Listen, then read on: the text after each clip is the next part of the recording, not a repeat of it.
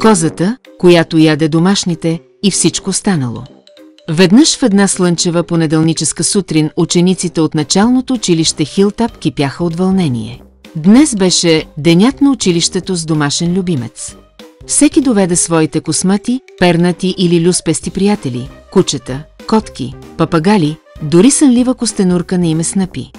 Но тогава дойде Били, нахалното фермерско момче от 3Б клас, водещо коза. Запознайте се с Гари. Били се ухили гордо. Козелът Гари примигна, размаха малката си брада и издаде силно емих. Не. Всички се засмяха, докато Гари не се хапа разрешението на Били. Опа, промърмори Били, той е малко. Лек. Първа спирка, класната стая. Мис Тили се усмихна нервно. Нека всички да се настаним и чакайте, къде е тебеширът? Не. Гари изблея, облизайки устни. Подносът с тебешир беше празен, а устата му бе прашно бяла. После се обърна и започна да хапе ъгъла на черната дъска. Гари, не! Извика Били. Втора спирка, време за четене.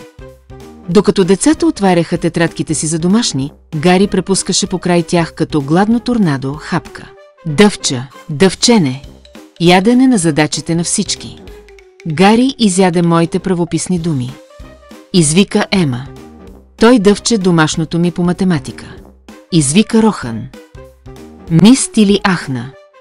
Гари, не можеш просто да ядеш. Образование. Гари примигна. Не. Превод твърде късно.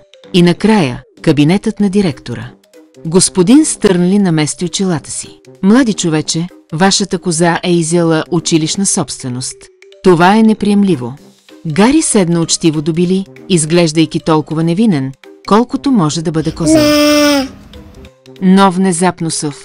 Гари скочи и грабна нещо размито от главата на директора. Всички замръзнаха. Не. Гари блееше гордо, дъвчейки. Перуката на директора. Гари. Били се разплака. Господин Стърнли покри главата си и изтена. Но точно тогава Гари изригна перфектна хартиена скулптура на азбуката. Мис Тили примигна. Ами предполагам, че е погълнал всичко. Децата се завиха от смях. Моралът на историята. Не водете коза на училище, освен ако не искате тя да яде всеки предмет. Ключова линия.